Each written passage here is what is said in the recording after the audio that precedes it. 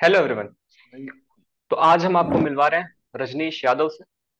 रजनीश जो कि अभी भी रिकमेंड हुए हैं अपने पहले दूसरे पांचवें अटेम्प्ट में नहीं बल्कि अपने 16th अटेम्प्ट में। Recently he got recommended for Indian army in his 16th attempt from 11 SSB Allahabad. तो आज हम रजनीश से मिलेंगे और इनकी जर्नी के बारे में जानेंगे। तो वेलकम रजनीश। थैंक यू विनय भाई। तो रजनीश मेरा दोस्त भी है। और तो सबसे पहले मैं आपको रजनीश के थोड़ा सा बैकग्राउंड अगर बताऊं तो ये आर्मी फैमिली से बिलोंग करते हैं। और इनकी स्कूलिंग केंद्रीय विद्यालय यहीं सीओडी की इलाहाबाद से हुई है। उसके बाद इन्होंने बीटेक किया है इलेक्ट्रॉनिक्स में। और एसएसबी के 16th अटेम्प्ट में हुए हैं for from SSC tech entry में। तो रजनीश आप अपनी थोड़ी हमें स्कूलिंग के बारे में बताइए कि आपने 10th के बाद कैसे पढ़ाई की आपने। मेरी स्कूलिंग जैसे कि विनय भाई के साथ मैं पढ़ा हूँ। और मैंने मैंने और विनय भाई ने स्कूलिंग केंद्रीय विद्यालय सीओडी के इलाहाबाद से करी है। और हम्म। हम दोनों बचपन के दोस्त हैं। सो मेरा इंटरेस्ट आर्म फोर्सेस में जाने का पहले से ही था। इवन जैसे कि विनय भाई ने इंट्रोड्यूस करा है कि लाइक मेरे फादर आर्मी से रिटायर्ड है। सो हम्म। कैंटोनमेंट में काफी टाइम स्पेंड कर रखा है मैंने। और इवन हमारा जो केंद्रीय विद्यालय था वो कैंटोनमेंट में ही था।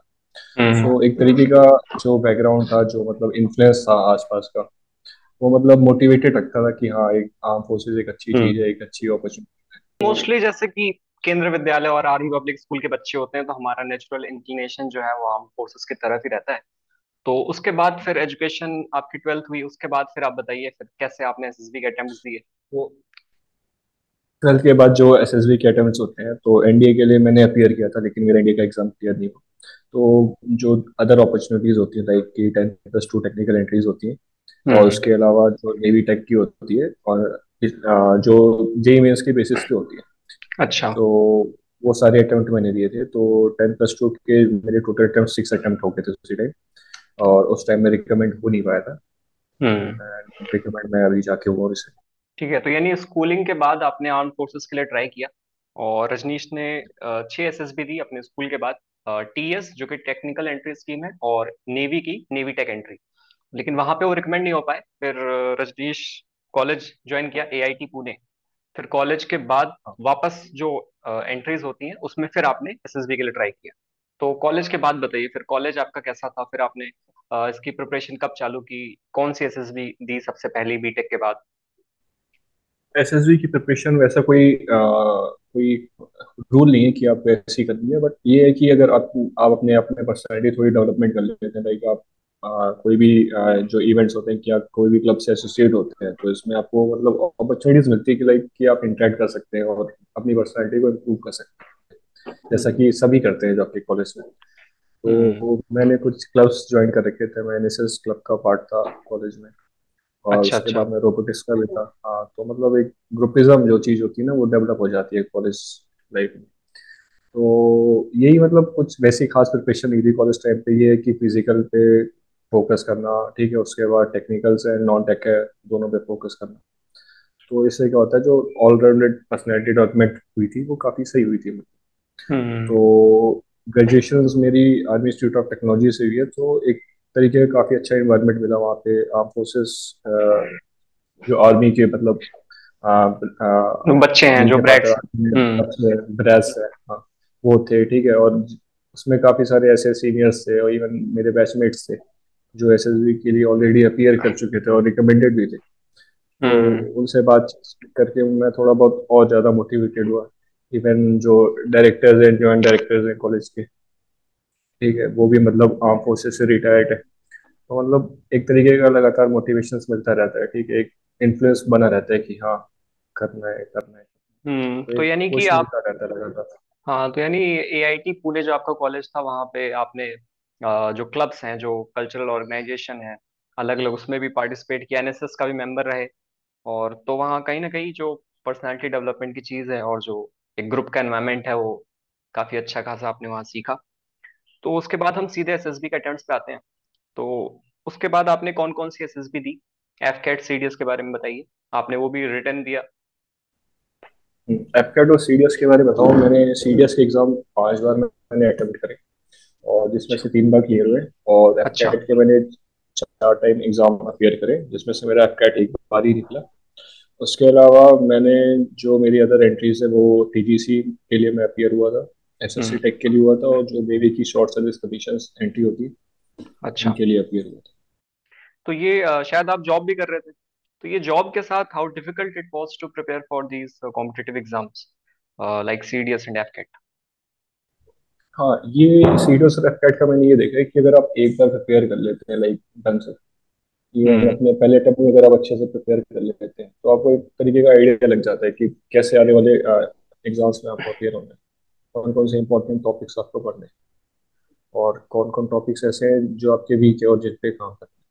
हम्म। तो अगर एक बार आपको आइडिया लग गया कि आपका एग्जाम ऐसे इस स्ट्रेटेजी से निकल रहा है, लाइक कि इतनी मेहनत आपको इंग्लिश में करनी है, इतनी या इतना एफर्ट्स आपको मैथमेटिक्स और जीएस सेक्शंस में करनी है, तो अगर आपको एक बार आइडिया लग जाता है तो उसके बाद एग्जाम्स निकल निकल जाते हैं इसलिए।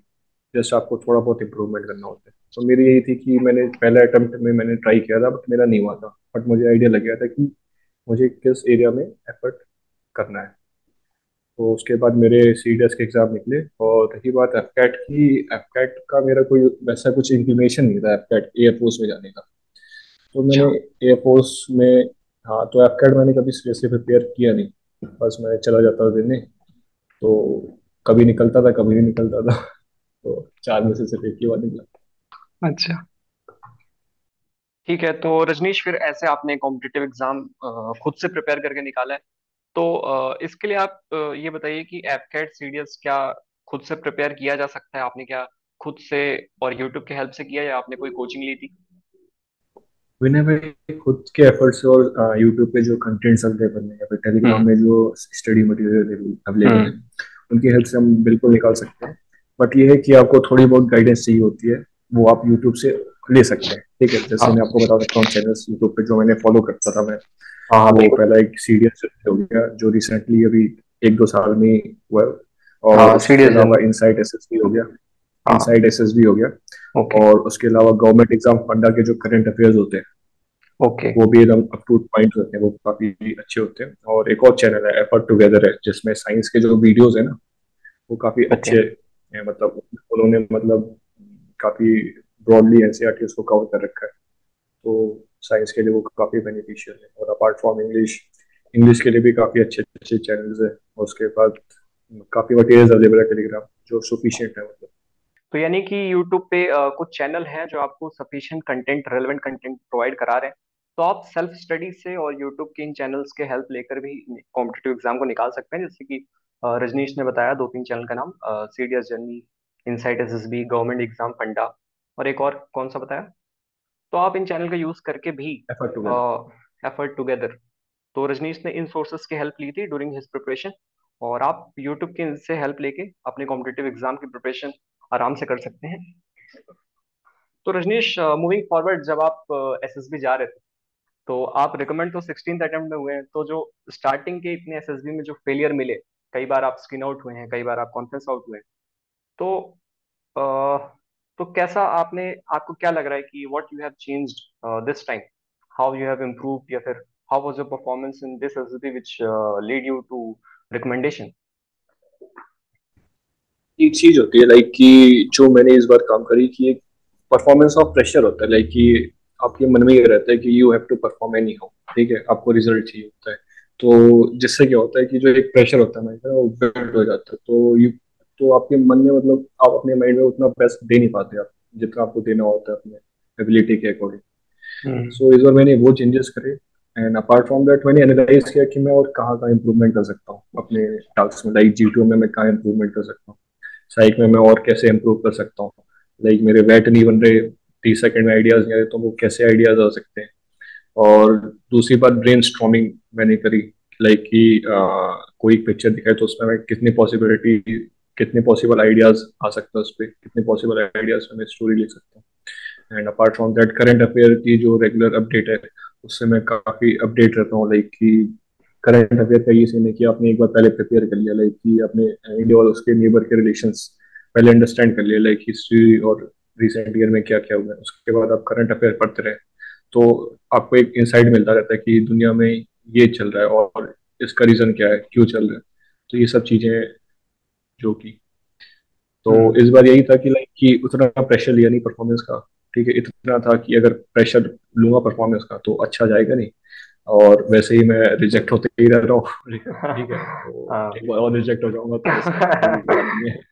हाँ, ये हाँ, ठीक है। अटेम्प्ट वैसे, हाँ अटेम्प्ट तो वैसे बचे ही हैं, तो आगे ट्राई कर लिया जाएगा। तो बिना प्रेशर के मैंने ये परफॉर्मेंस दी थी, तो काफी यानी सही थी। रजनीश रजनीश के अकॉर्डिंग जो मेन चीज इन्होंने इस एसएसबी में जो अपनी अप्रोच में चेंज किया, जो तब्दीली लाई, वो यही थी कि परफॉर्मेंस ऑफ प्रेशर प्रेशर इन्होंने थोड़ा सा मतलब एक लाइट मूड से गए थे कि ठीक है, होगा तो ठीक है, नहीं तो अगले अटेम्प्ट बचे पड़े हैं, एफकेट सीडीएस के एसएसबी पेंडिंग है। तो एक ये लाइक इन्होंने एक एक। बात मैं कहना चाहूंगा, लाइक लाइक मैं हाँ, एक बात मतलब। कहना चाहूंगा, आपने Dhoni, M S Dhoni sir का कोट सुना होगा, you should focus on process, not on the result. Okay. तो वो कह रहा हूँ, हाँ वो जो थॉट है ना वो काफी इफेक्टिव है, तो अगर आप यूज करेंगे तो you can get the result.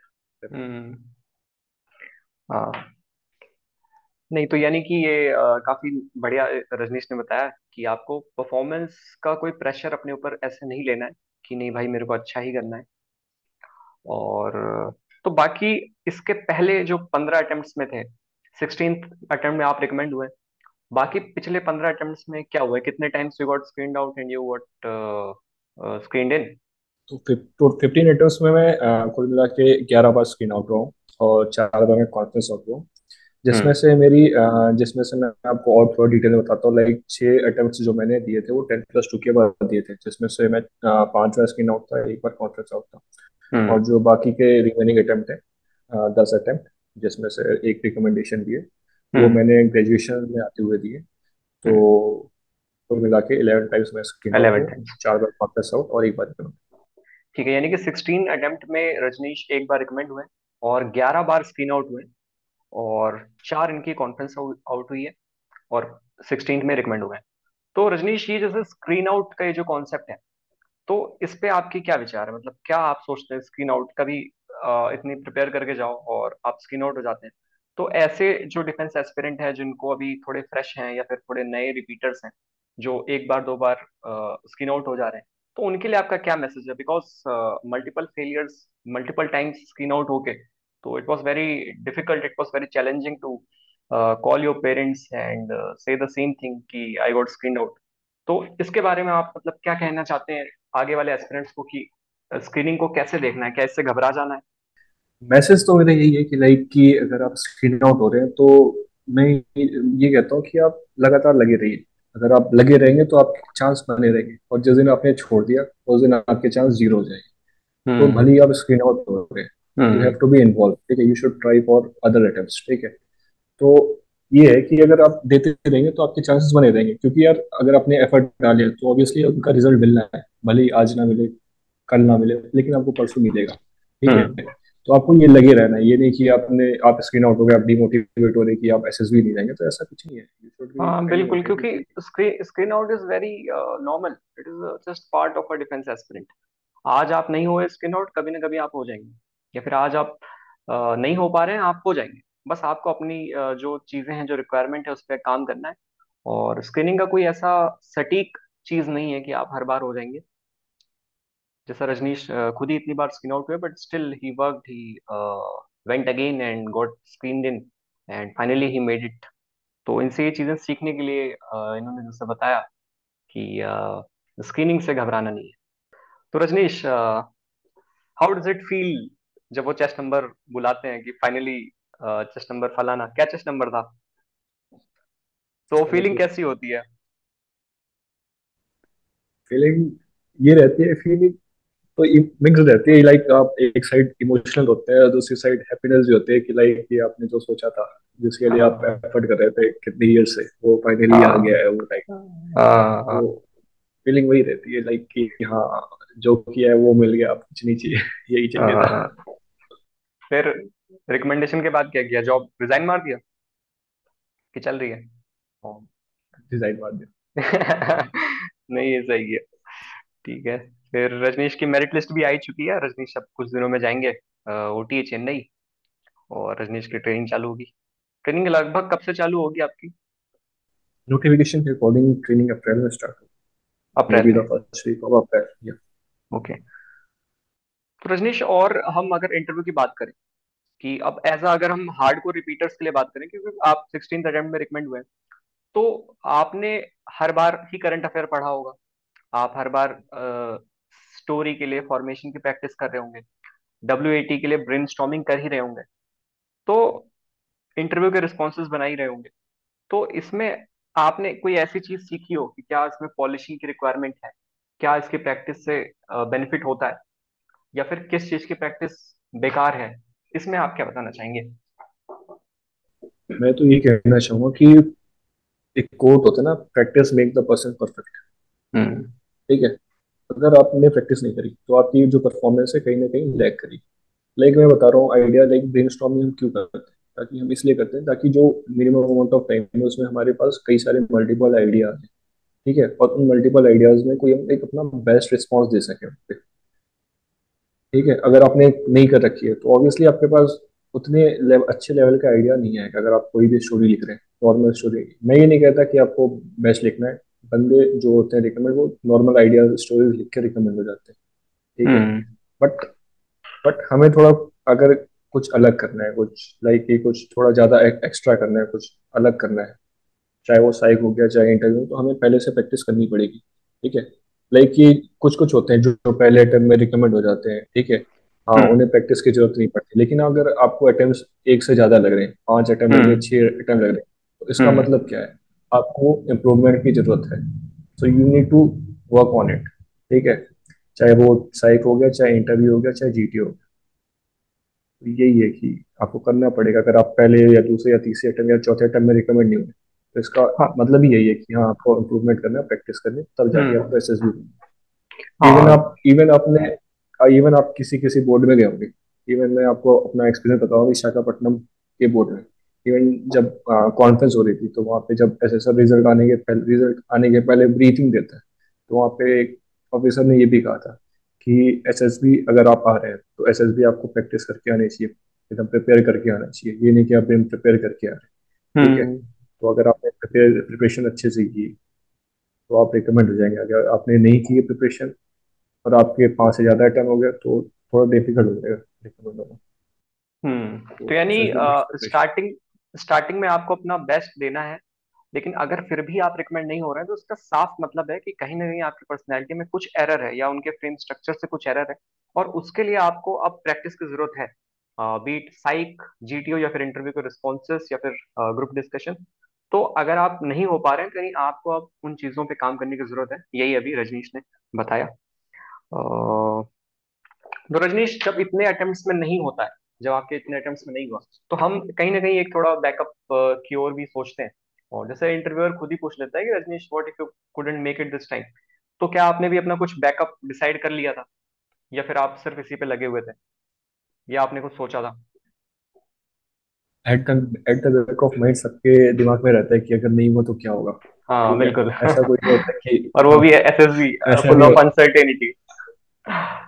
हाँ, ये है कि एसएसबी है वो भी, ठीक है, जिसमें आप आज रिकमेंड हो रहे हैं, कल स्क्रीन आउट हो गए, परसों आप कॉन्फ्रेंस में भी हो सकते हो, और उसके बाद हाँ। दोबारा रिकमेंड भी हो सकते हैं। हाँ। तो ये टाइम टाइम की बात होती है और आपके एफर्ट्स की बात होती है। अगर सही डायरेक्शन में एफर्ट्स हैं और सही हम्म। परफॉर्मेंस भी और दिन आपका रहा, तो you will definitely make it.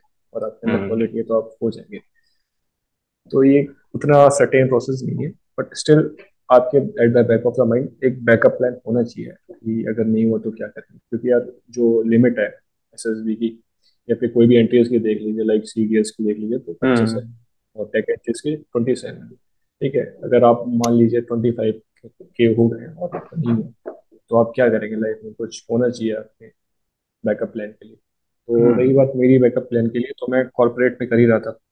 तो मेरा एक बैकअप प्लान था कि अगर मेरा नहीं हुआ तो मैं यहाँ कंटिन्यू करूंगा, और एट द सेम टाइम मैंने प्रिपरेशन सीडीएस के एग्जाम की कर रखी थी। बस मेरे को थोड़ा बहुत और करना था, तो मैं सीएपीएफ के लिए फोकस कर रहा था कि हाँ, अगर नहीं हुआ तो मैं सीएपीएफ के एग्जाम के लिए अच्छे से अपना एफर्ट दूंगा। तो बैकअप के लिए आप कह सकते हैं मेरा सीएपीएफ था या फिर कॉर्पोरेट था। अच्छा। तो यानी अगर इतना पढ़ने के बाद जो ज्यादा डिफेंस एस्पिरेंट है, वो CAPF को एक अपना बैकअप कंसिडर करना चालू कर देते हैं, यानी इसका यही मतलब हुआ। तो रजनीश, कोई ऐसा इंटरव्यू का ऐसा एक्सपीरियंस, कोई फनी इंसिडेंट हुआ हो जो इंटरव्यूअर ने पूछा हो या ग्रिल किया हो, कोई ऐसा मोमेंट जो आप बताना चाहते इंटरव्यू के एक्सपीरियंस में एक फनी मतलब मैं आपको बताना चाहता हूँ एक एक्सपीरियंस जो बता बता बता। मेरी इसी अटेम्प्ट में हुआ। हाँ, हम्म ये हुआ कि लाइक कि मेरी जो एसएसबी को इलाहाबाद थी और मैं इलाहाबाद से ही बिलोंग करता हूँ।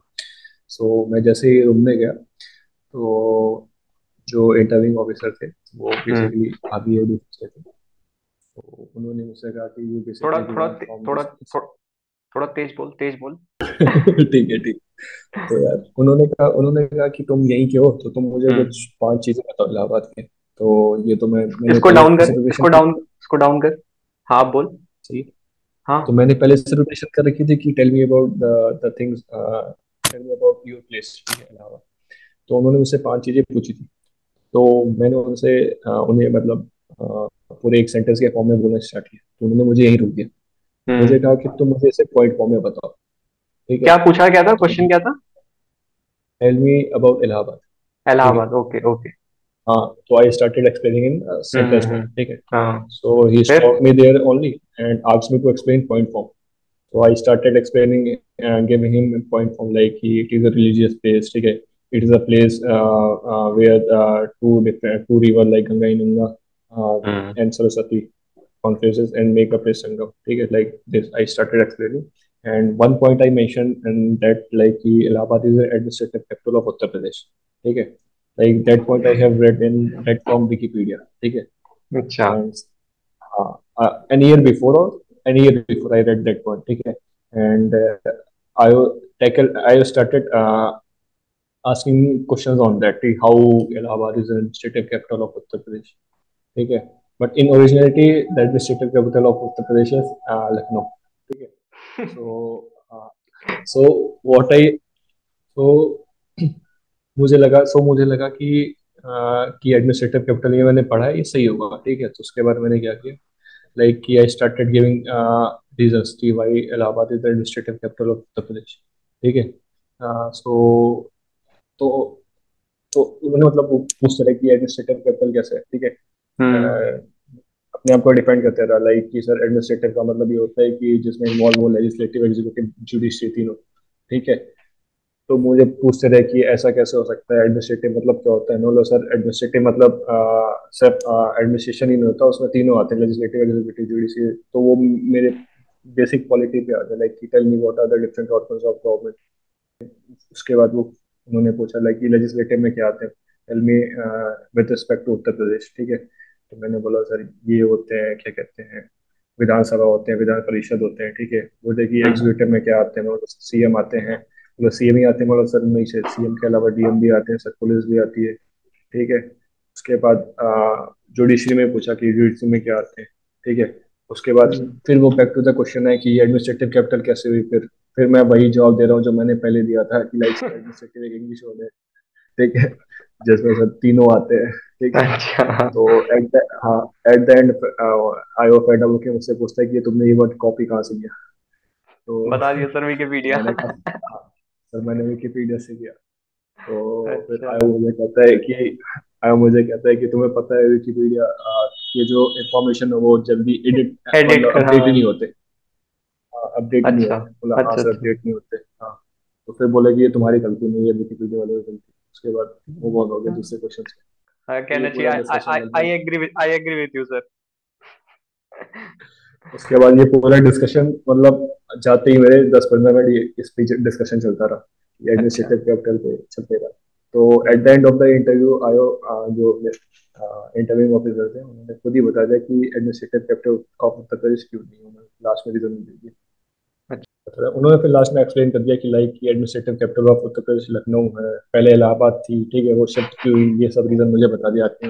मतलब सब बढ़िया, अच्छा। लेकिन सर मैं हाँ। ढूंढ के देख लूंगा कि क्या है क्या नहीं है। अबे उसको वैसे ही सब लड़के पढ़ पढ़ के आते हो, खुद ही बताते हो, बैठे बैठे कितना कुछ समझ जाता है, सीख जाता है ना। वैसे तो पता है ही, पर ये सब इन्फॉर्मेशन भी खूब पाता है वो। तो रजनीश, अब हम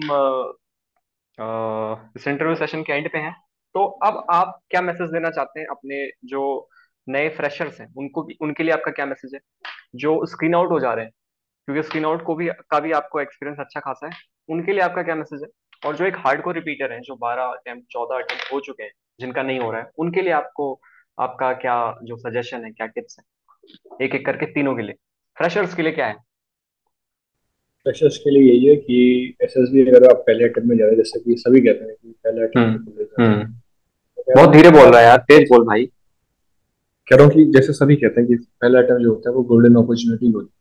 हम्म। तो मेरा यही सजेशन है कि भाई कि आप पहली बार जा रहे हैं तो आप प्रोसेस को पूरे अच्छी तरीके से जान लो कि हर प्रोसेस में होता क्या है, ठीक है। इवन आपको आर्म फोर्सेस की क्वालिटीज पता होनी चाहिए कि आर्म फोर्सेस है तो उसमें क्या क्या क्वालिटीज चाहिए, किस क्वालिटीज की रिक्वायरमेंट है, ठीक है। हम्म। तो आप हर प्रोसेस के बारे में जाने कि और उसमें होता क्या है, ठीक है। लाइक कि सीटीओ में क्या होता है, साइट में क्या होता है, ठीक है, और आपको कैसे परफॉर्म करना है, ठीक है। एंड अपार्ट फ्रॉम दैट आपकी जो बोल्डनेस होनी चाहिए पर्सनैलिटी में, लाइक कि आपको नॉलेज होनी चाहिए, ठीक है, हर एक चीज की, ठीक है। लाइक कि आपने जो सब्जेक्ट्स पढ़ रखे हैं उसकी नॉलेज होनी चाहिए, करंट अफेयर की नॉलेज होनी चाहिए, ठीक है।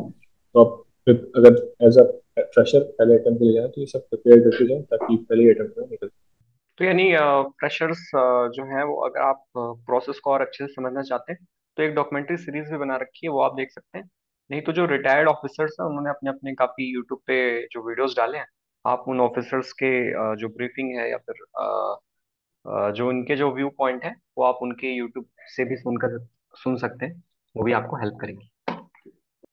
यानी कि और जो एकदम स्क्रीन आउट खाली वाले हाथ नहीं जाना है। सबसे पहले आपको खाली अपनी जो हाथ नहीं। चीजें हैं प्रोसेस से आप रूबरू हो जाएं, और उन चीजों को जितना आप हो सके उसको प्रिपेयर करके ही जाएं।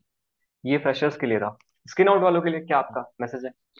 स्क्रीन आउट वाले के लिए कि हाँ, ये है कि आप एसएसबी जा रहे हैं तो आपने ऑलरेडी प्रिपेयर कर रखा है, बट वो हो गया, आप मान लीजिए स्क्रीन आउट हो गया, तो आपने वो हम्म। परफॉर्मेंस नहीं दे पाया, ठीक है। तो आपको बिल्कुल बिल्कुल। डिमोटिवेट नहीं होना, आपको दोबारा जाना है और जो प्रिपरेशन आपने पहले कर रखी है उसे और इम्प्रूवमेंट करके जाना है, ठीक है, ताकि आपके जो चांस है आने वाले अटेम्प्ट में और इंक्रीज हो जाए। तो यानी स्क्रीन आउट वालों को स्क्रीन आउट से घबराना नहीं। It's a just part of defence aspirants life. तो आपको वापस से अपनी चीजों को देखना है कि क्या मैं थोड़ा बहुत इंप्रूव कर सकता हूँ अगर स्पीकिंग स्किल वगैरह में, और वापस से आपको एसएसबी जाना है अगर आप एक डिफेंस एस्पिरेंट हैं तो। और एक हार्डकोर रिपीटर के लिए आपका क्या मैसेज है?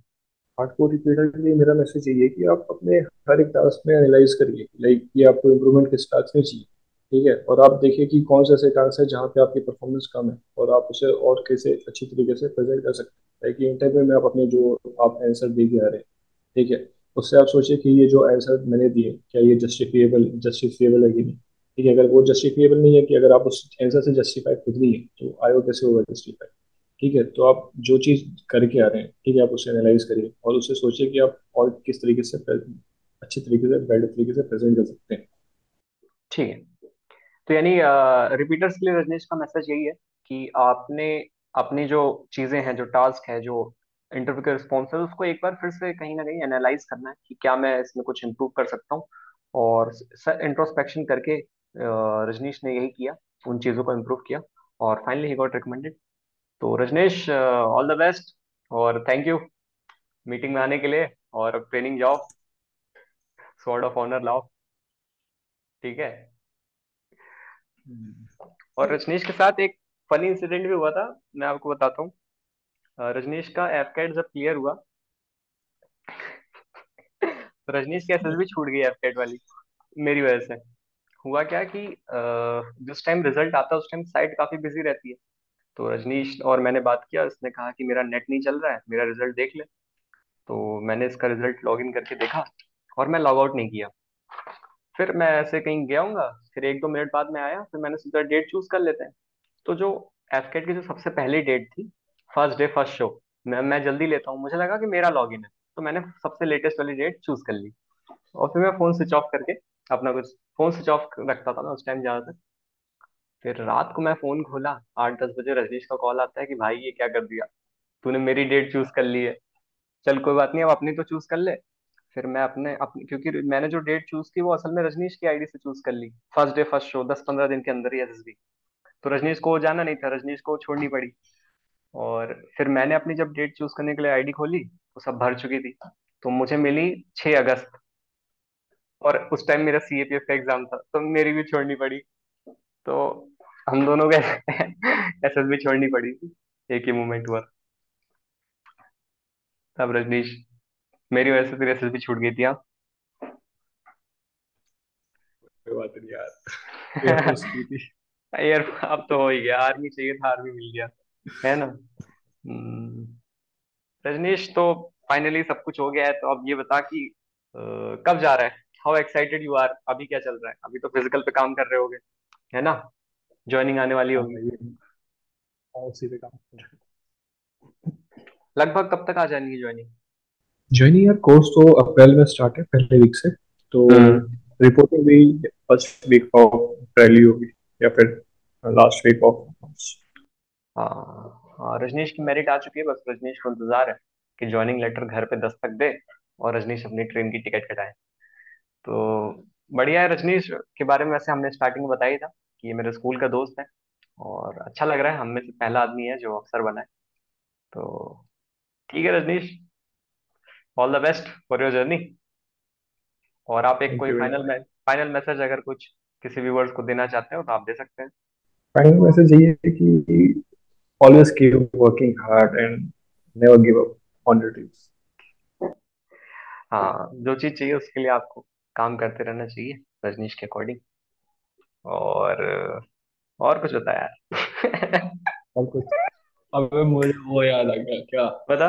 अबे जो उसका क्या नाम है। अबे याद नहीं आ रहा तो क्या बता रहा है, चल छोड़।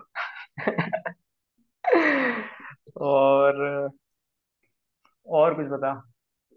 भाई कैसा सवाल। ये सब नहीं बन पाएगा है, कुछ और पूछना पड़ेगा। तो रजनीश, आमतौर पे कुछ ना कुछ फनी इंटरव्यू, फनी एक्सपीरियंस होते रहते हैं इंटरव्यू में। तो कोई ऐसा और एक्सपीरियंस, कोई किस्सा, कोई वाकया याद आ रहा हो इंटरव्यू का जो आप बताना चाहते हो तो बता। तो एक मुझे किस्सा याद आ रहा है कि लाइक कि मैंने mathematics as a favourite subject कहा था इंटरव्यू वाली सर। हाँ। तो हम्म। उन्होंने मुझे कैलकुलेशंस दी थी, ठीक है। और वो कैलकुलेशंस थी क्या कहते हैं, किलोमीटर पर आवर को मीटर मीटर पर पर। सेकंड में। हाँ। तो उन्होंने वैल्यू काफी बड़ी दी थी। तो एक फॉर्मूला होता है ना डायरेक्ट, कि 5/18 करके मल्टीप्लाई भाई। करना होता है। हम्म। हाँ। हाँ। तो मैं वहां वो लगा रहा था, ठीक है। तो तो आया मुझसे पूछता है कि ये तुम क्या कर रहे हो। तो सर मैं 5/18 से 5/18 से मल्टीप्लाई कर रहा हूँ, ठीक है। तो हाँ। मुझे कहते हैं कि तुम्हें नहीं आती है, बोले सर बेसिक आती है। मैं बोला सर ये तो आसान अप्रोच है, तो इसलिए मैं अप्लाई कर रहा हूँ। तो मुझे कहते हैं कि तुम क्या कहते हैं, नाक ऐसे घुमा के क्यों पकड़ रहे हो, तुम ऐसे पकड़ो ना। अच्छा। बोले यस सर, ठीक है मैं ऐसे ठीक है सर, मैं ऐसे ही जैसे नॉर्मल कैलकुलेशन करते हैं वैसे करता हूँ। तो मैंने फिर किलोमीटर को कन्वर्ट किया वहाँ पे, आर को सेकंड में किया। हाँ ऐसे करके मैंने कर। हाँ, ये तो पूछता है, ये ये मुझे अक्सर पूछता है, हाँ। तो ये मुझे अलग अच्छा टोन लगा था कि ऐसे घुमा के क्यों पकड़ो, ऐसे पकड़ो। तो ये काफी अच्छा था। उसके हाँ। बाद eight the end of the interview मुझसे एक क्वेश्चन पूछा था कि लाइक जो नॉर्मल क्वेश्चन पूछा जाता है कि tell me the famous personality that has the same name as your, hmm. ठीक है। तो इसमें मुझे रजनीश ओशो का नाम याद आया था, वो शो में ठीक है। सोच ही रहा था। हाँ, हाँ। Spiritual leader. तो उन्होंने मुझसे पूछा लाइक कि टेल मी द 3 पॉजिटिव और 3 नेगेटिव क्वालिटीज अबाउट हिम। तो पॉजिटिव तो मैंने बता दी कि सर काफी डीप थिंकिंग है, ठीक है। फिर हम चीजों को क्लोजली ऑब्जर्व करते हैं, ठीक है। हम्म। और सर काफी मतलब मोटिवेटिंग है, ठीक है, और आई ओपनिंग थॉट्स देते हैं, हम्म। ठीक है। और नेगेटिव, नेगेटिव में भाई मुझसे बोली नहीं जा रही थी, ठीक है। मैं हम्म। घुमा के बोला था भाई, ठीक है, कि सर कभी कभी ऐसा होता कुछ है ना कि ज्यादा ही कभी डीप कभी कुछ थिंकिंग हो ज्यादा रही है। डीप हो रही है, कुछ ज्यादा स्पिरिचुअलिटी हो रही है, ठीक है। तो भाई मैं उसे हाँ। बीटिंग अराउंड द बुश कर रहा था, ठीक है। तो क्या पूछ मुझे रहा था? आयो कहता है कि तुम, मैं मतलब उसे घुमा फिरा के बोला था स्टेटमेंट, अच्छा ठीक अच्छा। है। बीटिंग अराउंड द बुश में कर रहा था, ठीक है। हाँ। हाँ। तो आयो मुझे कहता है कि तुम इतने शाई क्यों हो, ठीक है, you have to be bold enough, ठीक है। when you are saying something about anything, ठीक है, you should be bold and confident enough to share your views and experience, ठीक है, you don't have to be hmm. shy। हम्म। तो ये मुझे, इस बात में मुझे काफी हंसी आई थी। एंड आयो मुझे अब कह रहा था तुम्हें इतनी हंसी क्यों आ रही है ये बताते हैं।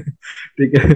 अब मुझे मैं ये थोड़ी ना बता सकता हूँ कि इसमें मेरा उतना इंटरेस्ट थोड़ी ना स्पेशलिटी में, ठीक है। अगर मैं ये बताता तो मुझे अलग ही अच्छा क्वेश्चन में अच्छा। लेके जाते। हाँ। तो ये अलग एक्सपीरियंस था। और तो एक ही पर्सनैलिटी का नाम बताया, दो तीन क्या पूछा था ना? हाँ, मैंने एक ही, एक ही नहीं पूछा था। ऐसा कुछ नहीं था। हाँ, तो मुझे एक ही हम्म। पर्सनैलिटी का, तो मैंने एक ही बताया था। हम्म। ये हो गया। उसके और रजनीश, बाद स्टूडेंट कैसा रहा है पढ़ाई में? वो तो मुझे तो पता है, लेकिन अब ऑडियंस के लिए पूछना पड़ रहा है। तो तू तो वैसे टॉप टॉप रहा है, टॉपर ही रहा है।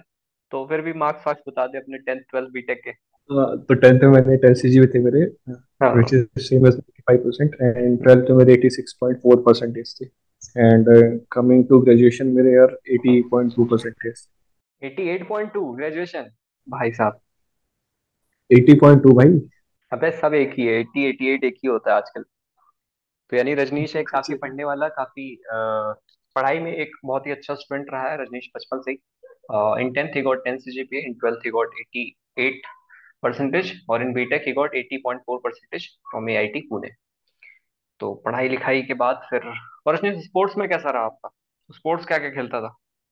स्पोर्ट्स तो क्या अपने हम स्पोर्ट्स में बस, यार, पार्टिसिपेशन तो नहीं था लेकिन वो खेलते थे अपन, फुटबॉल वगैरह। हाँ, फुटबॉल क्रिकेट हो गया। तो लड़के डरते भी हैं, जैसे जिनका अगर कोई पार्टिसिपेशन नहीं रहा है स्पोर्ट्स में, तो वो डरते भी हैं कि यार हम रिकमेंड होंगे या नहीं होंगे, है ना? इस पे क्या कहना है? नहीं यार, तो ऐसा कुछ कंपलसरी नहीं है कि आपका पार्टिसिपेशन होना चाहिए किसी भी गेम या स्पोर्ट्स में। ये है कि हम्म। आपने कभी खेला हो, लाइक कि हम्म। कभी हम खेल लेते हैं आपस में मिलके कि लाइक चलो आज क्रिकेट खेल लेते हैं, फुटबॉल खेल लेते हैं, अगर कैजुअल। आपने वो भी खेला है, कैजुअली आप मेंशन कर सकते हैं हाँ। पीआईक्यू में। आपको मतलब हम्म। बेसिक नॉलेज तो होगी अगर आपने खेला लेगी फुटबॉल में कि हाँ कितने प्लेयर हम्म। होते हैं, ठीक है, क्या थोड़े बहुत रूल्स होते हैं, ठीक है, हाँ। क्रिकेट का भी हो, कोई भी गेम आपने थोड़ा बहुत भी खेला तो ये मेंशन होगा। तो यानी इतना कुछ इश्यू नहीं है, जो आपने गेम अगर जो आप खेलते हैं उसको आप कैजुअली लिख के वहां जो कॉलम होता है, और उसके बारे में आप प्रिपेयर कर लीजिए। तो कोई इतना इश्यू नहीं है, आप, ये सब चलता है। पार्टिसिपेशन नहीं होने से कोई दिक्कत भी नहीं है। तो रजनीश, एक ये जो एग्जाम है आपका, कि सीडीएस तेरा निकल जा रहा है 5 में से 3 बार, एफकेट नहीं निकल रहा है, ये क्या माजरा है? क्योंकि एफकेट इज कंपेरेटिवली इजियर। तो इसमें क्या माजरा है, क्या इशू हो रहा था? एफकेट नहीं निकल रहा था आपका, 4 में से 1 बार निकला ना? तो इस पे हम्म। क्या विचार है? इस पे बता। विनय भाई, सेम क्वेश्चन मुझे आयो ने पूछा ना, लाइक कि कि सीरियस निकल जा रहा है कि और एफकेट नहीं हाँ। निकल रहा। सेम स्टेटमेंट आयो ने भी कही थी कि एफकेट हम्म। इजियर होता है सीरियस से, और क्या? तो क्लियर हो जाना चाहिए। ठीक है, तो मैंने सर को 2 रीजन दिए थे, और दोनों रीजन काफी मतलब सही रीजन है। ठीक है, और पहला रीजन ये मैंने आपको कहा कि मेरा एयरफोर्स में उतना इंक्लिनेशन नहीं, क्योंकि मैं फ्लाइंग के लिए एलिजिबल हूँ नहीं, क्योंकि मैं स्पेक्स पहनता हूँ, ठीक है, और जो हम्म। पावर -1.75 है। तो मैंने यही रीजन कहा था कि सर मैं फ्लाइंग के लिए एलिजिबल नहीं हूँ, बाकी मेरा कोई ऐसा इंटरेस्ट है नहीं एयरफोर्स में। सर कभी मैंने प्रिपरेशन ढंग से करी नहीं है एयरफोर्स की। फिर हम्म। भी उन्होंने कहा बस हाँ क्लियर हो जाना चाहिए। तो मेरा, मैंने यही कहा था कि सर जो नंबर ऑफ अटेम्प्ट्स होते हैं ना एफकेट में, ठीक है, वो मेरे कभी कम होते थे, ठीक है, और कभी ज़्यादा अटेम्प्ट कर लेता था, ठीक है, तो जिससे मार्क्स कट जाते थे। और अपार्ट फ्रॉम दैट कुछ कुछ सेक्शंस हैं एफकेट मतलब पेपर में जो कि मेरे हम्म। वीक थे, ठीक है, लाइक कि हम्म। इंग्लिश थोड़ी टफ आती है, ठीक है, इंग्लिश में मेरे मार्क्स जाते थे। जीके भी काफ़ी स्टैटिक आती है, ठीक है, उसमें हम्म। मेरे मार्क्स जाते थे। बट लेटर ऑन भाई मतलब कि जब मेरे क्लियर नहीं हो रहे, 2 आइटम्स क्लियर नहीं हुए, हम्म। ठीक है, उसके बाद जो अप्रोच भाई तूने बताई थी कि लाइक कि थोड़े ज्यादा अटेम्प्ट करो, ठीक है, और हम्म। एक्यूरेसी टू, ठीक है, वो काम आई थी, तो मैं निकल गया था। हाँ। तो यानी जो दोनों एग्जाम है, थोड़ा बहुत आपको जो अपना अप्रोच है दोनों के लिए थोड़ा थोड़ा बदलना पड़ता है। जैसे रजनीश एफ सीडीएस निकाल ले रहा था, लेकिन एफकेट नहीं निकल रहा है, क्योंकि उसने जो स्टैटिक जीके हैं वो ठीक से नहीं पढ़ा था, जैसे रजनीश ने अभी भी बताया। और एक अटेम्प्ट्स वाली बात जो बताया कि अटेम्प्ट्स बहुत ही कम करता था। तो अटेम्प्ट्स तो मैं कहूँगा एफकेट में बहुत ज्यादा करने चाहिए। ये सारी चीजें हमने डिस्कस की। और रजनीश, इस पे जो है अपना बैकअप वाले पे, तो बैकअप पे सीएपीएफ, कई बार सीएपीएफ का भी पत्ता काट देते हैं कि सपोज इफ नॉट सीएपीएफ, क्योंकि ये भी डिफेंस ही है, पैरामिलिट्री है, तो क्या हुआ? हाँ, आयु ने भी ये क्वेश्चन पूछा था बैकअप के लिए, तो मैंने हम्म। यूपीएससी यूपीएससी का बोला था मैंने कि लाइक कि मैं कर तो रहा था सीपीएफ की जॉब के साथ साथ। तो मेरा प्लान यही था कि अगर मेरा नहीं होगा तो मैं यूपीएससी। अच्छा, तो यानी अगर सीपीएफ नहीं होता तो यूपीएससी सिविल सर्विसेज की तरफ यहाँ से जा सकता था। तो यानी ये सब चीजें एक्सेप्ट करने में, बताने में बिल्कुल हिचकिचाना नहीं है आयोग को, जो बात है तो है ना? जो है तो वो है, बस यही है। चल ठीक है फिर, खत्म करें। खत्म ही करते हैं भाई। जय हिंद। मजा आया बात करके। चल बाय।